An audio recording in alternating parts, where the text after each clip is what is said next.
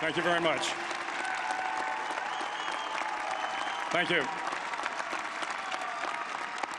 Well, thank you, President Powers, Provost Fenves, deans, members of the faculty, family and friends, and most importantly, the class of 2014. It is indeed an honor for me to be here tonight. It's been almost 37 years to the day that I graduated from UT. I remember a lot of things about that day. I remember I had a throbbing headache from a party the night before.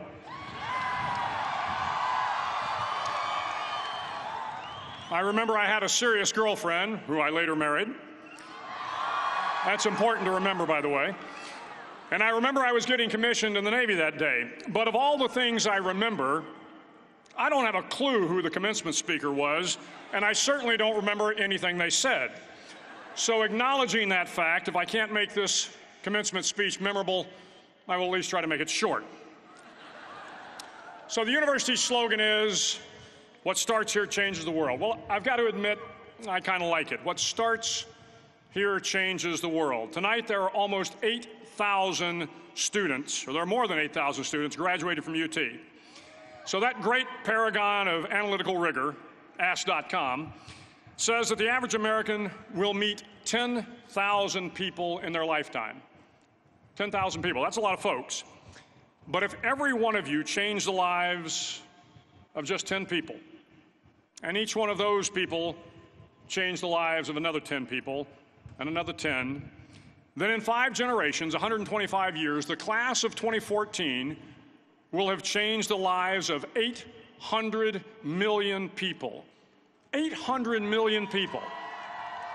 Think about it. Over twice the population of the United States. Go one more generation, and you can change the entire population of the world, 8 billion people. If you think it's hard to change the lives of 10 people, change their lives forever, you're wrong. I saw it happen every day in Iraq and Afghanistan. A young Army officer makes a decision to go left instead of right down a road in Baghdad, and the 10 soldiers with him are saved from a close-in ambush. In Kandahar province, Afghanistan, a non-commissioned officer from the female engagement team senses that something isn't right and directs the infantry platoon away from a 500-pound IED, saving the lives of a dozen soldiers. But if you think about it, not only were those soldiers saved by the decisions of one person, but their children were saved, and their children's children. Generations were saved by one decision, one person. But changing the world can happen anywhere, and anyone can do it. So what starts here can indeed change the world. But the question is, what will the world look like after you change it? Well, I'm confident that it will look much, much better. But if you'll humor this old sailor for just a moment, I have a few suggestions that may help you on your way to a better world. And while these lessons were learned during my time in the military, I can assure you that it matters not whether you ever served a day in uniform. It matters not your gender, your ethnic or religious background, your orientation, or your social status.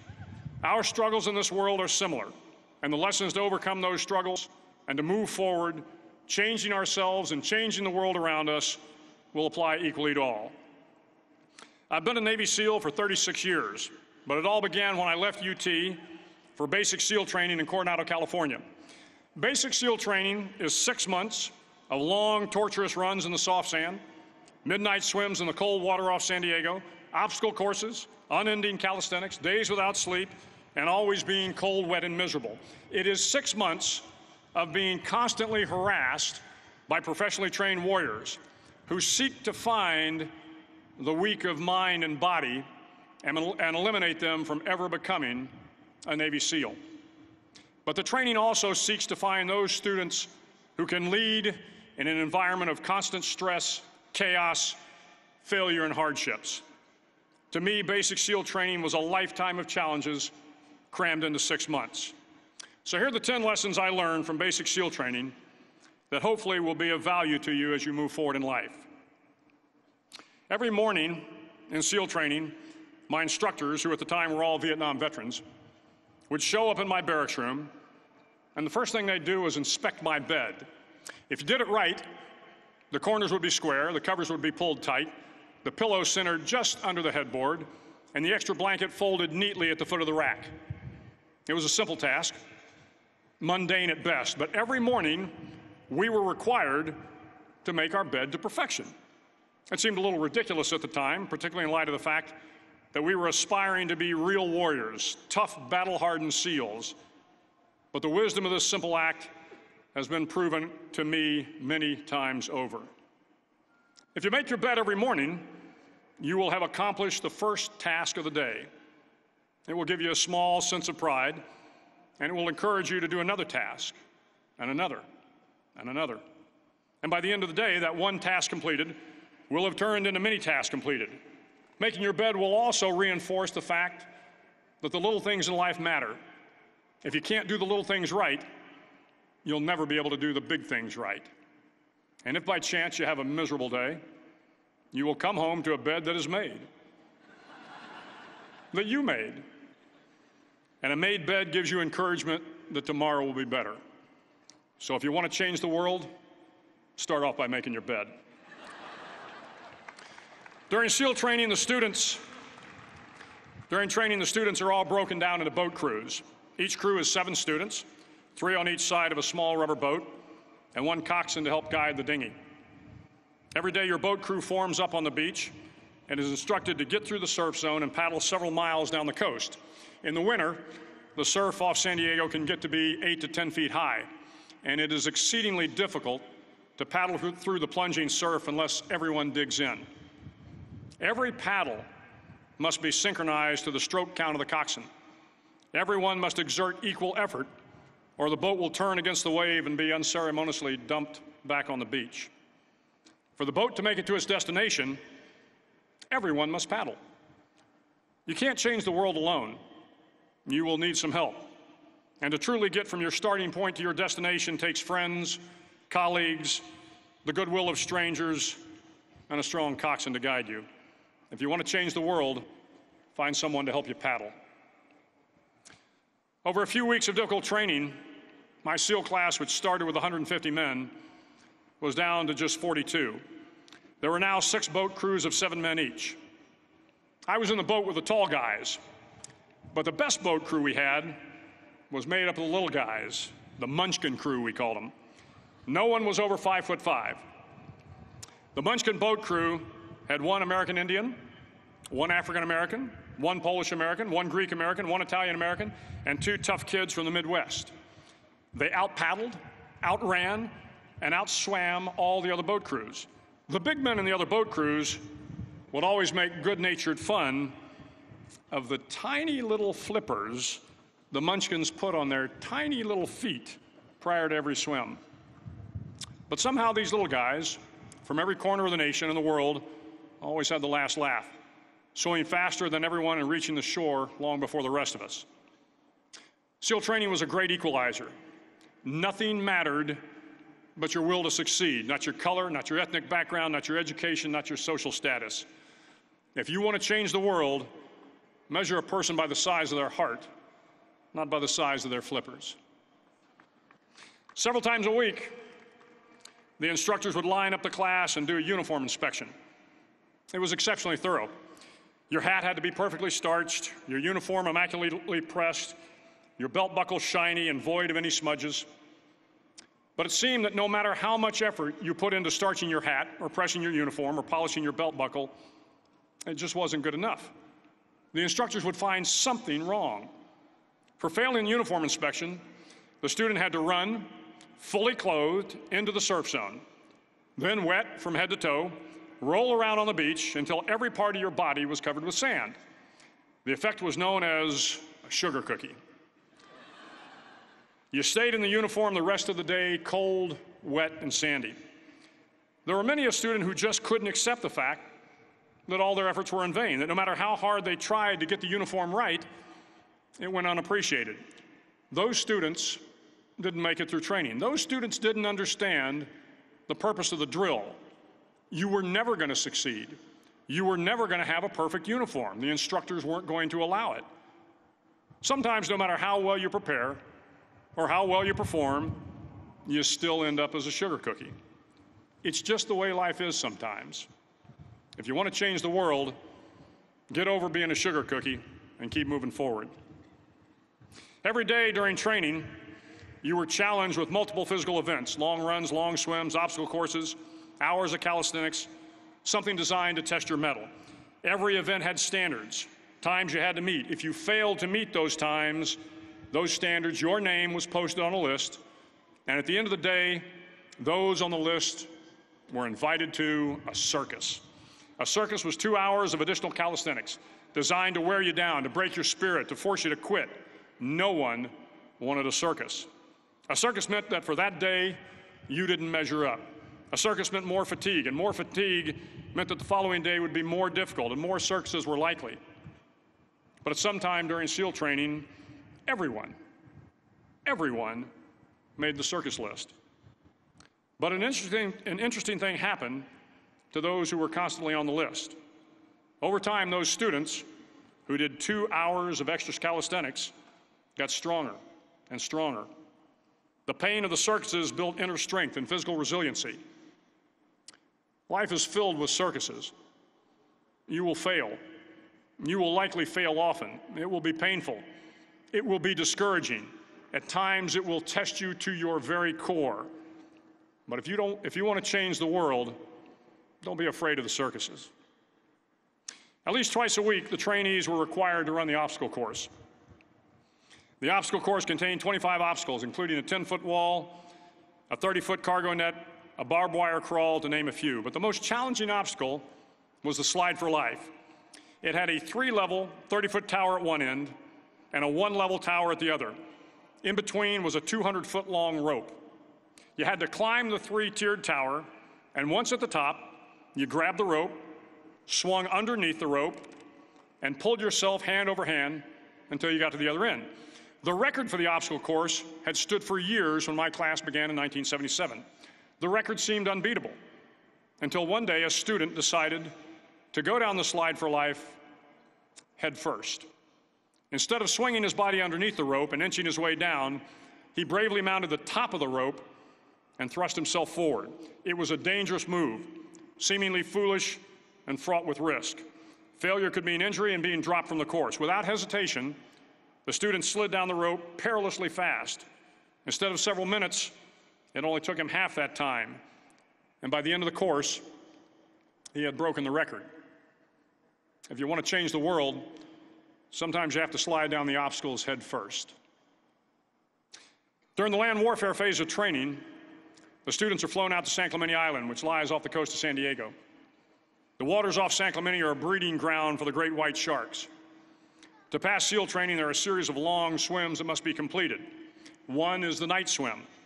Before the swim, the instructors joyfully brief the students on all the species of sharks that inhabit the waters off San Clemente. They assure you, however, that no student has ever been eaten by a shark, at least not that they can remember. But you are also taught that if a shark begins to circle your position, stand your ground. Do not swim away. Do not act afraid. And if the shark, hungry for a midnight snack, darts towards you, then summons up all your strength and punch him in the snout, and he will turn and swim away. There are a lot of sharks in the world. If you hope to complete the swim, you will have to deal with them. So if you want to change the world, don't back down from the sharks. As Navy SEALs, one of our jobs is to conduct underwater attacks against enemy shipping. We practice this technique extensively during training. The ship attack mission is where a pair of SEAL divers is dropped off outside an enemy harbor and then swims well over 2 miles underwater, using nothing but a depth gauge and a compass to get to the target. During the entire swim, even well below the surface, there is some light that comes through. It is comforting to know that there is open water above you. But as you approach the ship, which is tied to a pier, the light begins to fade. The steel structure of the ship blocks the moonlight. It blocks the surrounding street lamps. It blocks all ambient light. To be successful in your mission, you have to swim under the ship and find the keel, the center line, and the deepest part of the ship. This is your objective. But the keel is also the darkest part of the ship, where you cannot see your hand in front of your face, where the noise from the ship's machinery is deafening, and where it gets to be easily disoriented, and you can fail. Every SEAL knows that under the keel, at that darkest moment of the mission, is a time when you need to be calm, when you must be calm, when you must be composed, when all your tactical skills, your physical power, and your inner strength must be brought to bear. If you want to change the world, you must be your very best in the darkest moments. The 9th week of training is referred to as Hell Week. It is 6 days of no sleep, constant physical and mental harassment, and one special day at the Mud Flats. The Mud Flats are an area between San Diego and Tijuana where the water runs off and creates the Tijuana Sloughs, a swampy patch of terrain where the mud will engulf you. It is on Wednesday of Hell Week that you paddle down to the Mud Flats and spend the next 15 hours trying to survive this freezing cold, the howling wind, and the incessant pressure to quit from the instructors. As the sun began to set that Wednesday evening, my training class, having committed some egregious infraction of the rules, was ordered into the mud. The mud consumed each man till there was nothing visible but our heads. The instructors told us we could leave the mud if only 5 men would quit. Only 5 men, just 5 men, and we could get out of the oppressive cold. Looking around the mud flat, it was apparent that some students were about to give up. It was still over 8 hours till the sun came up. 8 more hours of bone-chilling cold. The chattering teeth and the shivering moans of the trainees were so loud, it was hard to hear anything. And then one voice began to echo through the night. One voice raised in song. The song was terribly out of tune, but sung with great enthusiasm. One voice became 2, and 2 became 3, and before long, everyone in the class was singing. The instructors threatened us with more time in the mud if we kept up the singing, but the singing persisted. And somehow the mud seemed a little warmer, and the wind a little tamer, and the dawn not so far away. If I have learned anything in my time traveling the world, it is the power of hope. The power of one person, a Washington, a Lincoln, King, Mandela, and even a young girl from Pakistan, Malala. One person can change the world by giving people hope. So if you want to change the world, start singing when you're up to your neck in mud. Finally, in SEAL training, there's a bell. A brass bell that hangs in the center of the compound for all the students to see. All you have to do to quit is ring the bell. Ring the bell, and you no longer have to wake up at 5 o'clock. Ring the bell, and you no longer have to be in the freezing cold swims. Ring the bell, and you no longer have to do the runs, the obstacle course, the PT, and you no longer have to endure the hardships of training. All you have to do is ring the bell to get out. If you want to change the world, don't ever, ever ring the bell. To the class of 2014, you are moments away from graduating, moments away from beginning your journey through life, moments away from starting to change the world for the better. It will not be easy, but you are the class of 2014, the class that can affect the lives of 800 million people in the next century. Start each day with a task completed. Find someone to help you through life. Respect everyone. Know that life is not fair and that you will fail often. But if you take some risks, step up when the times are the toughest, face down the bullies, lift up the downtrodden, and never, ever give up, if you do these things, the next generation and the generations that follow will live in a world far better than the one we have today. And what started here will indeed have changed the world for the better. Thank you very much. Hook 'em horns.